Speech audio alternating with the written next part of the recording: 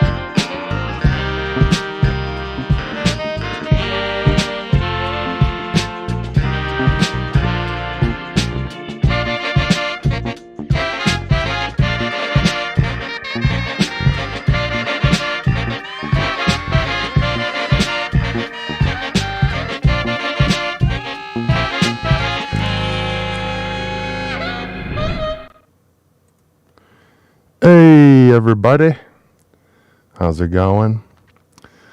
Happy Friday. Cheers. Hope you're all staying warm this early February up here in Canada, in Calgary, as some people say. Just gonna make sure everything's working here. Alright. I think y'all can hear me and stuff. I think everything's okay. There's a new case in town for the pizza police. Check it out. Chad's in there right now. Pizza police. He's getting the pie. Getting it all good. It's coming. It's gonna be good. New York style. Go Stars.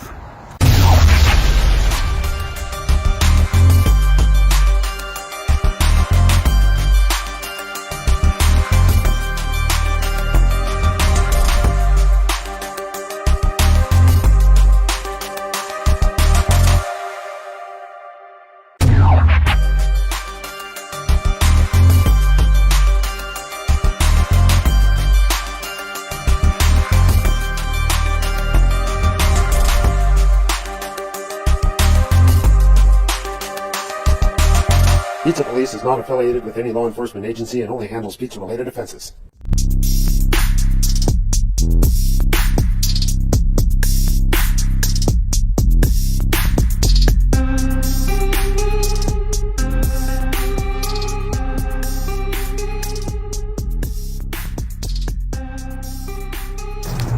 We are looking good under the hood.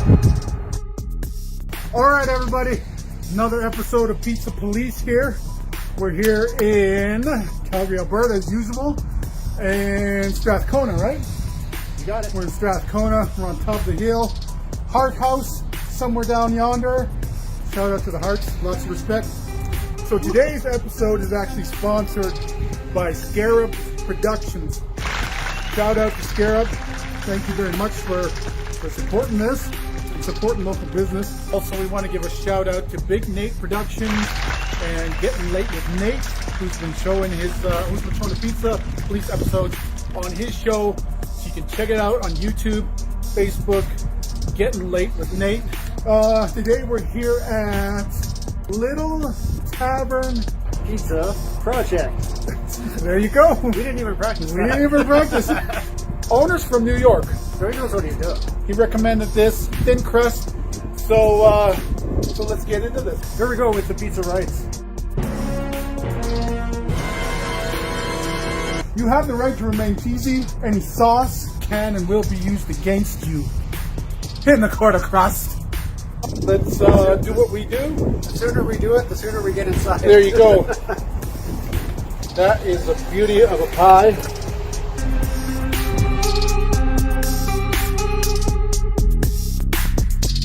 The way you're supposed to eat this is fold in half. That's New York. I'm liking this. I like good thin crust. You know, lots of cheese.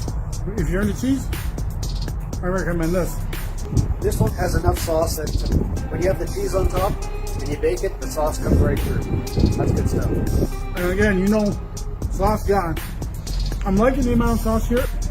I'm gonna say 7-6. I'm going to go with a solid even cheese. Crust is great. Sauce is great, cheese is great. If you're from this neighborhood, this is your joint. This is your go-to. Raisin cold. Raisin. Oh, All right, we're getting out of here. See you next we're time. out here. Yeah.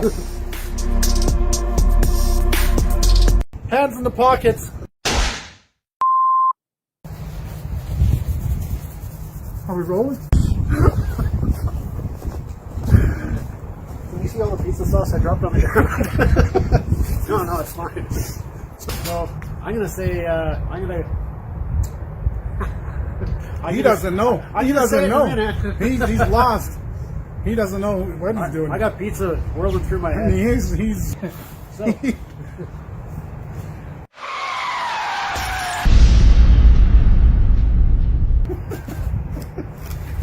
You have the right to. That's pretty good looking. You have the right to remain cheesy. Any sauce can and will be used against you yeah, let's do it again. in the court of crust.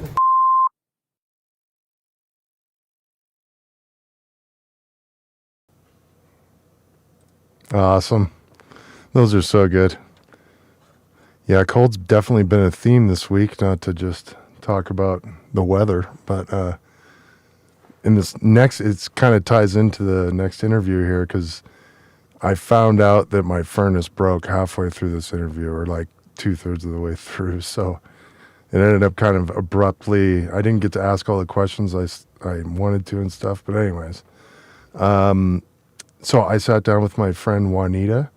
Y'all might know her from as the singer, bass player in Fjell Thangor, but she also has this cool leather company. So trying to, this is all just about promoting people I know. So see you in a minute. Hell yeah, I'm here with my hair farming friend Juanita. How you doing today? I'm doing great. We were just talking about how that's all you can really do right now is grow hair. Yep. Yeah, we're getting lengthy. I wanted to have you on to talk about your art company called ElvintreeArt. When did you start that? I should have looked this up before before I went on camera. I should have told you, sorry. It was whenever we started CL Fingor, so 2017 maybe. I actually started it specifically to make stage wear for the band, and then I started making small craft pieces, and then I just started up a shop so I didn't have to have piles of small leather items sitting in my house. Fair enough. Yeah, And money. I just wanted to, yeah, and yeah, to get it out to everybody. I just wanted to kind of to give people an idea. Just quickly flip over to your website here, and so yeah, what are we seeing here? What's this? Norse Viking tooled key ring keychain. I need one of those. Well, ignore the wild titles. It's just keyword babbling. But Yeah, yeah, for I do sure. a lot of kind of Norse themed stuff. Obviously, there's a lot of people who are fans because of the history, but also there's definitely from the Vikings show, and now I've been getting a lot of sales, and I think partially because of Assassin's Creed Valhalla. So I think that's actually kind of some free promotion going on there. So I've been taking advantage of that since I started, really. Yeah, interesting. I saw you post about that the other day. So you've noticed a surge because of a video game. Yeah. That's pretty wild. So what else you got going on in the background there? Is that for sale on the Etsy store? Nothing here is currently for sale. I kind of just put these up as an example of some of the masks and the headpieces that I do. I honestly, every time I make one, it's an original piece, and then that stingy little part of me is like, I have to keep this forever. I can't let it go because it's so, like, I put so much imagination and creativity into this. But I have already decided to begin to expand into larger projects like headpieces, masks, maybe armor pieces that are larger than like the bracers and things that I currently have. And just basically going for the bigger ticket items. And very cool. Sorry, I totally lost my train of thought. No. It has like an extra point, I think. So that like big. Part of the issue. Oh, well, I was just asking about that big wild like headpiece behind you. Is that all leather? The black one? This black one here? Yeah. Yes, that's all leather. I have to say about that one specifically, I saw a picture of a very similar piece. I don't think it was made out of leather. I don't know. And that's so similar that's why I won't sell it, because I don't want to be stealing designs. That was a matter of just making something to see if I could do it. And I did, and it took me several weeks of hand sewing each horn, water, forming it, and it was just a very intensive process. Yeah, wow, that can't very tedious and meticulous, I imagine you'd have to be. Yes, definitely. Oh, I was just saying, there's a certain amount of stamina required for a larger project, and especially when you aren't sure that you can make a sale because you want to charge, well, like $600 to $800 for a piece like that. If I was going to actually count my hours and pay myself anything like a minimum wage or a fair wage for it, and the fact that that's such a unlikely sale, at least for a really prolonged amount of time, that does deter me from making pieces that aren't for a concept I have myself. And also because they are such a large amount of materials used in the projects, it tends to be a matter of I want to be able to sell it fairly quickly so that I can keep things moving. But that's why you see mostly smaller items in my shop, and my biggest sales are very small items like hair and beard cuffs. There's one or two hair cuff designs that are Norse themed, very simple, less than $20 for any of them, and they sell like probably 2 or 3 times more than any other item in my shop. That's interesting. Makes sense, though. Yeah, that is bookmarks. I see. So what are you using to carve? Like, you're carving designs in this and stuff. What is going on there? Well, actually, I can show you the tool that I use. Oh, boy. This is called a swivel knife. I'll take the top off. see if I can get this in camera. Where the frick are we? Yeah, the other way. Right. Other So, right. This has and you really can't see it very well. It has a small blade. Like a chisel. Little and mini this chisel. Handle, yeah, swivels. So you rest your finger in the finger rest. I know all the tricks. Just brilliant. Very intelligent person here. And then you can twist as you apply pressure with the tip, not the flat, but the tip. And you twist as you slowly carve the design into the leather. It does require a bit of practice, and you have to dampen the leather with a damp sponge first so that it will carve smoothly and evenly and deeper into the leather. So that's just like one of the steps, a very small step actually, because after that there's a matter of refining the design and fine tuning it, adding details, painting or dyeing the leather. There's a whole lot of steps to it. Yeah, interesting. So, yeah, I'm just looking at this again. Yeah, I guess you have to dye it after you. Yeah, that makes sense. Okay. And is there, besides dyeing, is there anything else you do to, like, for example, I'm looking at a belt, I think. It's a word with an M and a J in it. A Moinier? Mjolnir? Oh, is it Mjolnir? Mjolnir? What's that? We can do this in our shitty Canadian accents. It's Thor's hammer.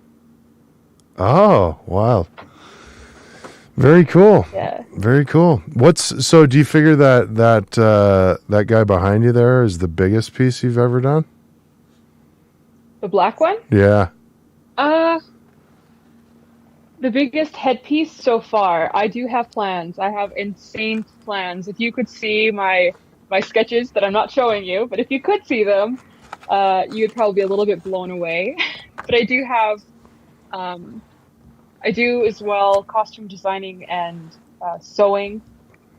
Not very often professionally, not like I've taken a few commissions, but I'm very reluctant. But I've made new stageware for Fjelfingor, basically. So it's many, many, many levels above what we have now, but I'm not telling you any more or showing you anything because we really, really do want to reveal it. We really do want to reveal it with the music video, probably, if not on stage, one day. Okay. Well, that kind of leads me in then to... like you and your husband are 2/3 of Fjelfingor. So, Yes. Being trapped in your house, do you have like 5 records ready to go now? See, that's the funny thing about it is we started recording our current. It's actually a 3-song EP. It's a concept album that is something that I've been really obsessed with for many, many years now, and we had one song that fit the concept, and I latched onto it. We wrote 2 songs, and we wrote the 3rd song not recently, over a year ago now. That's going to be the music video. So it's almost finished recording, like the album is, and it's literally been waiting on me to finish writing all the lyrics, record the vocals, and record the bass. But severe depression, COVID isolation, other severe depression have been like just delay after delay, not just for me, but kind of for all of us for recording this year, and having to take months off at a time from practicing as a whole band.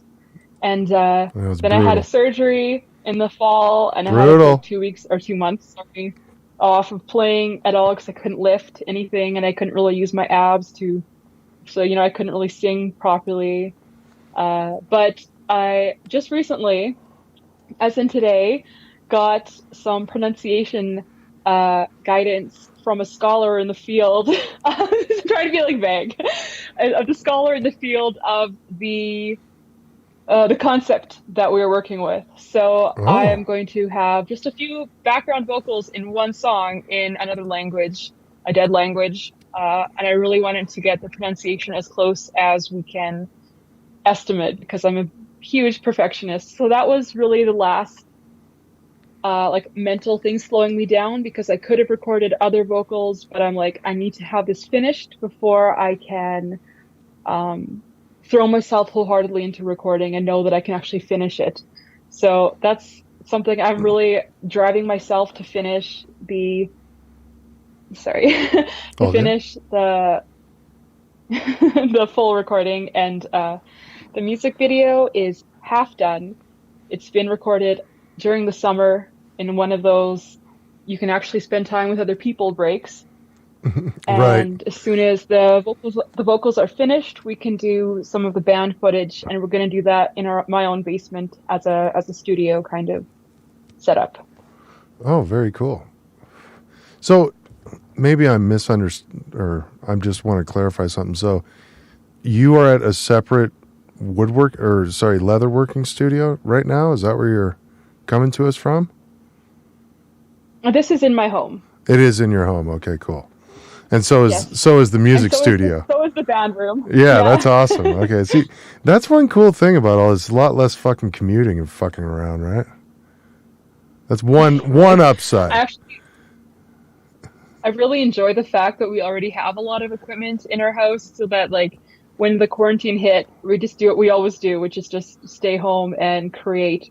But even though I'm a massive introvert, I found out I did need a little bit more getting out of the house than I thought I did. Sure. So that's definitely taken a toll. But Yeah, like I'm lucky. This space was basically free space in our house. It's a small, basically nook that would have possibly been maybe like an extra dining area, but there's enough space in our kitchen for a dining table. So this little room is just right in the middle of all of the chaos of the house. The kids run by me all the time.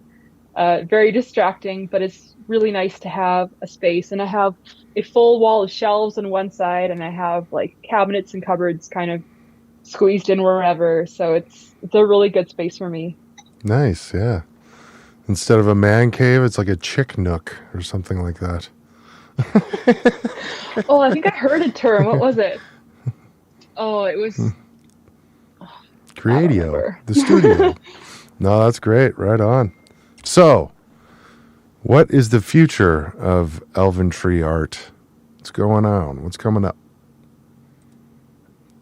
Well, I currently have plans for a number of new, basically product lines, themed items where there's like different collections, and I want to do promotional shoots for some of them, and I want to do in order to make room for these new ideas and these new products to fill my shop. I want to do a lot of clearing out. I want to do like drastically reduced prices on items that have been kind of just taking up storage space, especially since I'm not currently doing in-person vending or at shows or anything like that.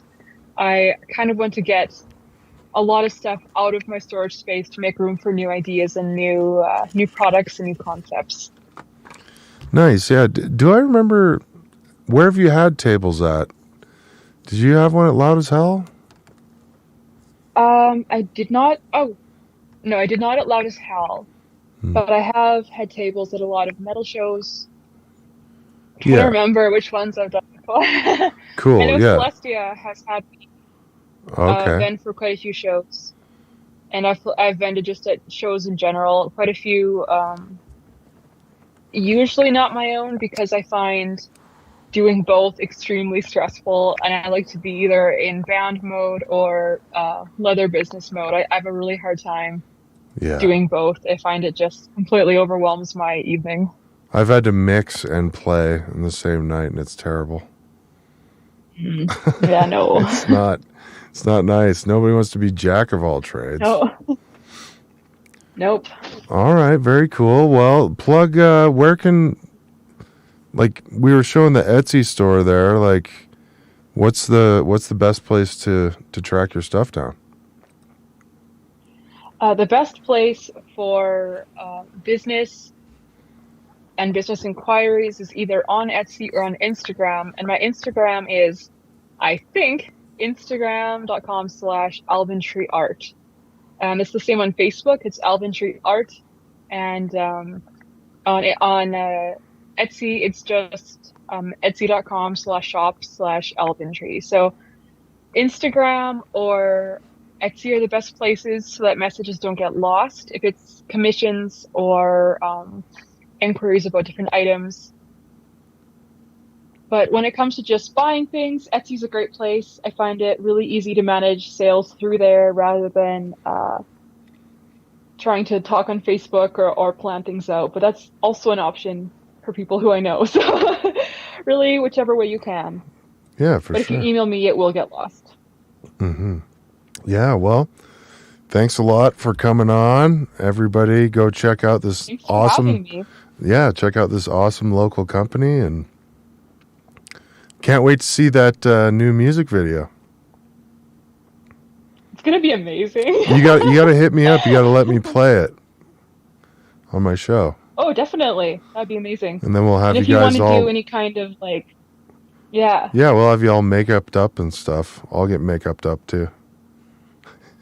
Maybe. Yeah, hell yeah. Oh, that would be something fun to do on camera. Yeah, it would be. Getting ready with Fiel. Yeah. Cool. Well, have a good evening, Juanita. Good seeing you. Peace. Thank you, Nate.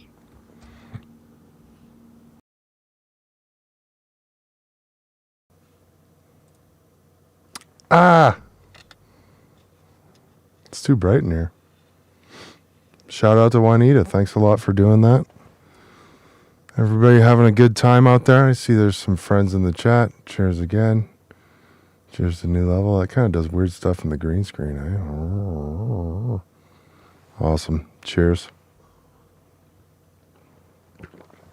So, earlier in the week, I got to sit down with my buddy Cole. I've known him forever. And he's got a new interesting podcast coming out. Oh, which beer is that? Hey, Wally. This is the live part, Wally. It's a New Level Brewing, Berserker Blonde, I believe. That's what it's called. Thanks for asking.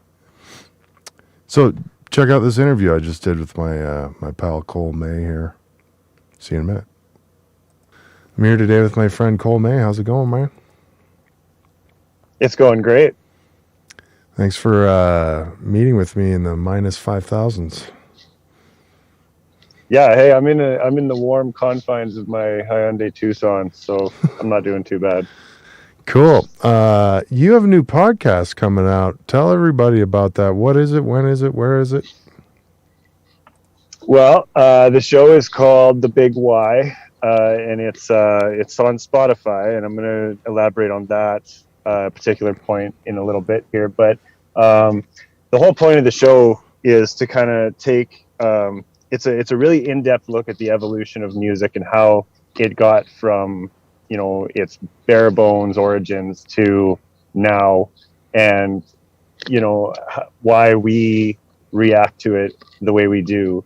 Because I think a really interesting thing about music is that it seems like it's always been there, but and in a lot of ways it seems like the history of music is longer than the history of people. And so I started to do a lot of research a few years ago on the topic of musical evolution, and I just started to go like, I wanted to find out when the first song was ever written down on paper, kind of thing that we know of, and kind of work my way up to now, and look at it from kind of a sociological perspective where, like the reason it's called The Big Why is because at the end of every event that's ever occurred is the question why. And when it comes to music, the answers to that question are pretty compelling. And, I don't want to give away the farm on any of the topics that I discuss on the show. But, I dig into that a lot in it. And I just think it's a new kind of music history podcast. As far as the Spotify thing goes, the program that I use to make the podcast is it's called Anchor, and it's owned by Spotify. And why I chose to use that is because it allows me to use music in my podcast. Normally, there's a lot of legalities you got to tread through to put music into a podcast, and so because Spotify owns the program, I'm able to use any song I want that's on Spotify, and the artist will still get their cut, and I don't go to jail for pirating somebody's songs. Some episodes won't have songs in them, and those ones will be available on places like Apple Podcasts and what have you, but predominantly it's only going to be on Spotify. Interesting. So what was the name of that program you were talking about again? It's called Anchor. Oh, okay. So they don't have something like that for that would apply to Apple Podcasts? Like there's no like across the spectrum solution for something like that, is there? Not as far as I know. From what I've learned about the program itself is that it's like they're encouraging people to make podcasts essentially, and so they wanted to make a program that people could do it. But one of the hurdles that people had to get over when it came to doing podcasts is intellectual property rights, and thus using songs. Like I don't know if you're familiar with a guy named Alan Cross, but he has a show called The Ongoing History of New Music. Yeah, that's like big ever since syndicated and all that, right? Oh yeah. Yeah. It's a big show, but as soon as it became a podcast, he wasn't allowed to feature songs anymore. So if you were to find The Ongoing History of New Music on Apple Podcasts, or I used to use one called Castbox, which was a free podcast app, and any episode that had music before, it's all cut out now. And future episodes, like he makes posts on Facebook about it all the time, where he can't use music in his music podcast. That's interesting. I wonder if that's why, part of the reason Rogan, I wonder, because, you know, you'd watch these Rogan podcasts and he's like, oh, okay, they have to black out stuff and you can't. I mean, I wonder if he's at least allowed to play some music or something as part of the deal of going over to Spotify there. Well, yeah, he only recently went to Spotify, right? Yeah, for $100+ million. Sure, yeah. Fuck, wouldn't that So, I be mean, nice? he should be able to use songs now.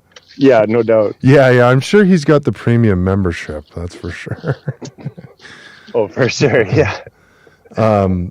But yeah, and then as far as, yeah, and with the podcast too, like the Big Y, you know, it's kind of general, and episode 1 is on Spotify as we speak. I just put it out there last week, and you know, it's a really general look at the time span of music, right? Like I go from, in about a 25-minute episode, I go from where, you know, music was first kind of invented up to now, and you know, that stretches over centuries. So, you know, episode 2 is where it's really going to start to take off, because I'm talking about a really specific topic, right? The episode is called The Death and Near Rebirth of Country Music, and it's going to be what I'm calling a 1.5-parter, because the first episode of it is going to be about, you know, the evolution of country music and how and when it died, and you know, and then the second episode is actually about a specific guy, and I'm not going to ruin it by telling you who he is now, but he was a really special guy, and was almost you know, I consider him the last chance that music had to become popular and still get back to its roots, right, and get away from the pop side of today's country music. But again, I don't want to go into it too much. Interesting. So what made you decide to do this? Just, was it pure boredom, or is this something you've always wanted to do, or?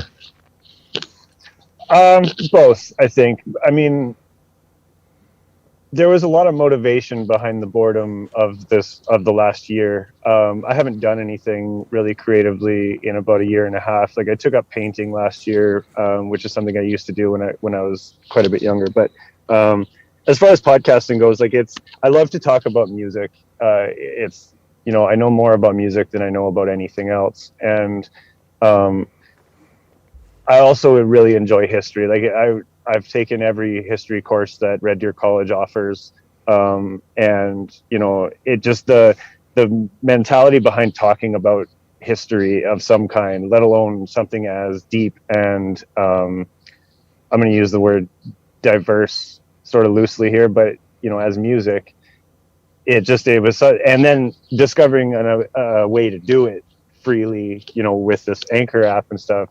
You know, I had no reason not to anymore. You know what I mean? How do you see the progression of this like going? Are you gonna? You said you've gone from basically the amoeba to now you're saying this next episode is going to be more already into the 1900s, let's say. So you're going to go kind of all throughout history and talk about different periods and stuff like that, or any kind of rhyme or reason? Yeah, absolutely. Yeah.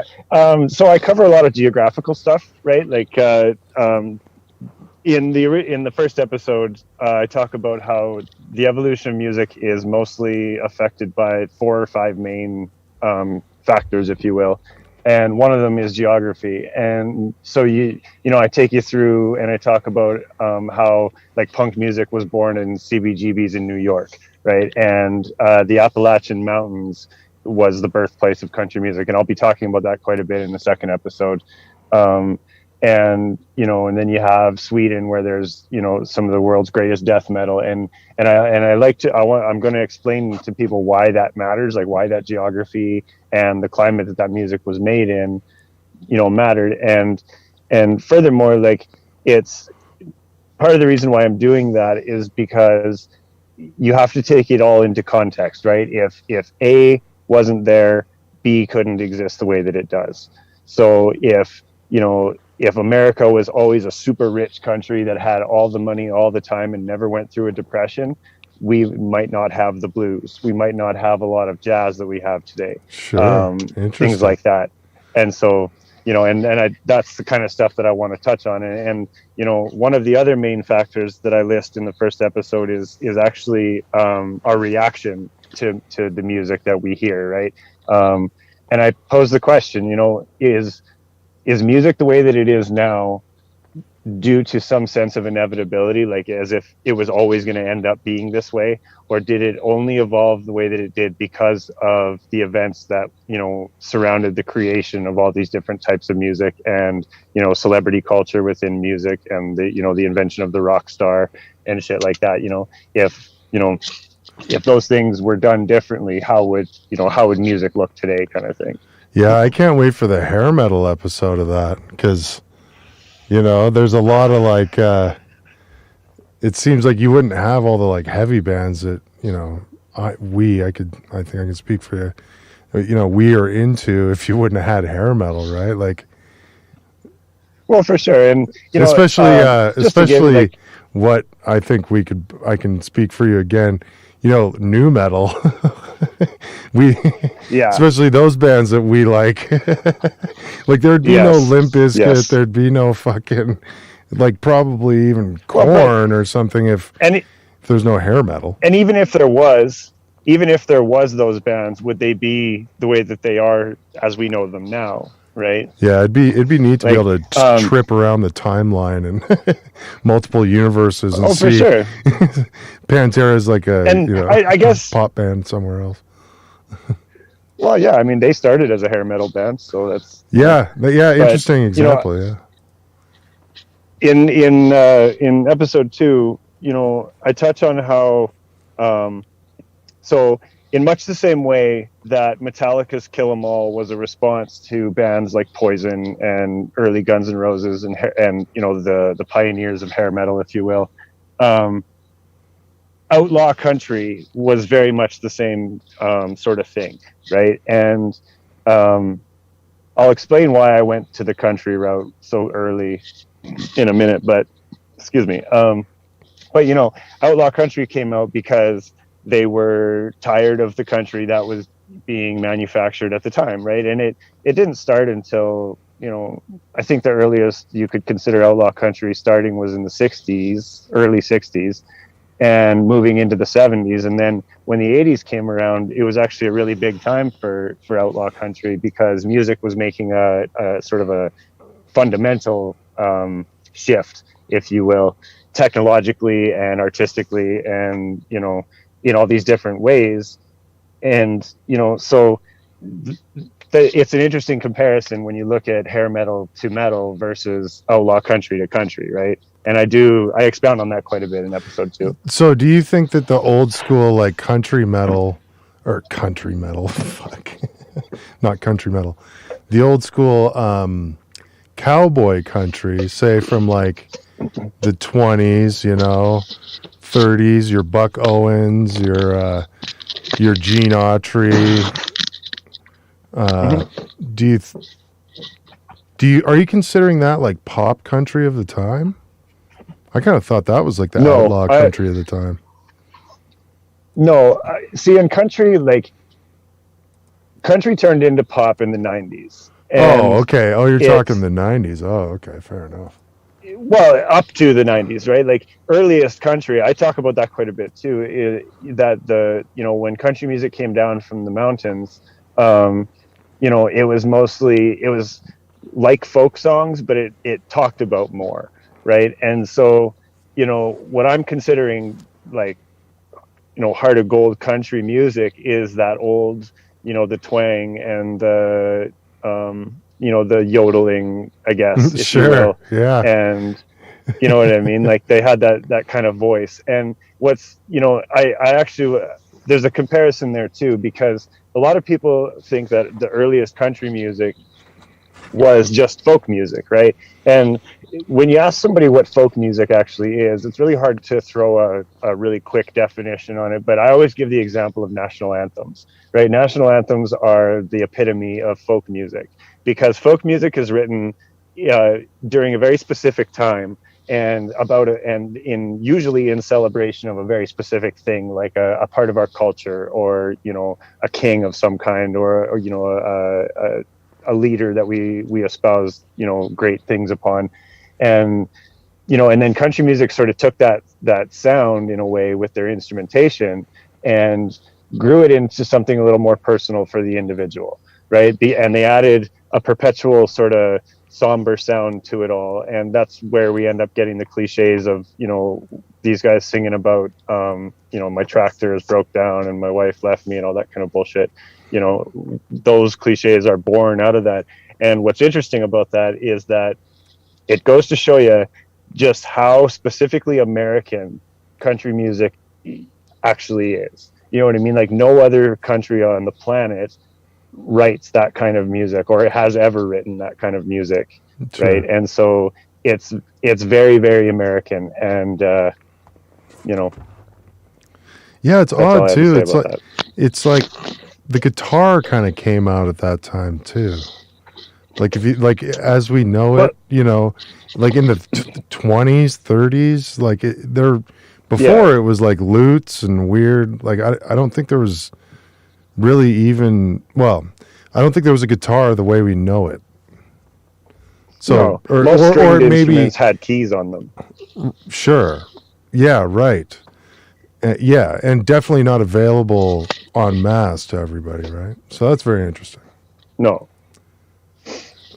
Very cool. Well, where can people check this out? Like I said, Spotify is the main source of the podcast, but there's a Facebook page you can follow, and I put like supplementary things on there whilst I'm recording episodes, right? So yesterday I put up a bunch of some pictures of a few of the people I'll be covering in the next episode and a half, like I said. And I'll be putting little blurbs that I write that are like kind of factoidals that have something to do with the next episode, like the upcoming episode, or maybe even the last one.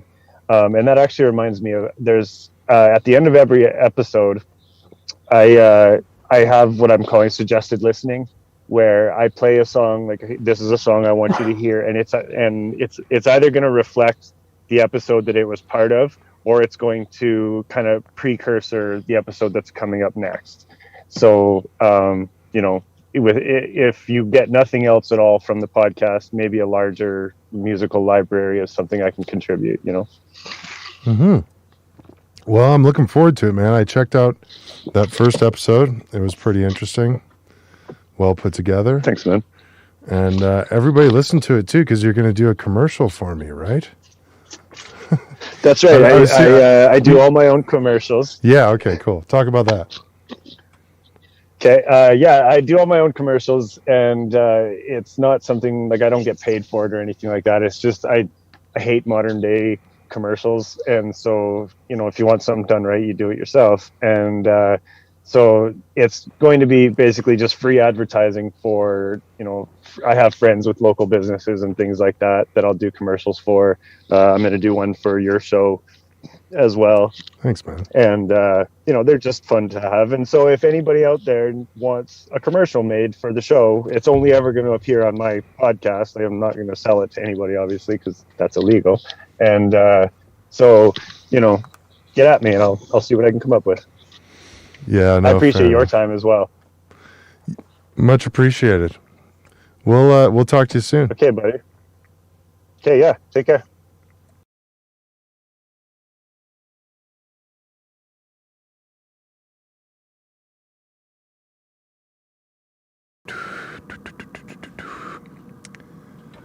Man, you'd think I'd be getting better at this. I don't seem to be getting better at it. Just keep doing them. Hell yeah. Thanks to Cole May. Thanks to all you watching and chatting there. It's much appreciated. Tell all your friends. Big thanks to Norm and Chad. Oh, the dickhead has the fan on like a prick. Watch this difference. Ooh, so much better, eh? Yeah. Awesome. Thanks to Norm and Chad, the Pizza Police. Thanks to Juanita for coming on. Thanks to Cole for coming on. And yeah, get a hold of me. If you have any suggestions, hate mail, send me hate mail. That'd be cool. We could read it on air.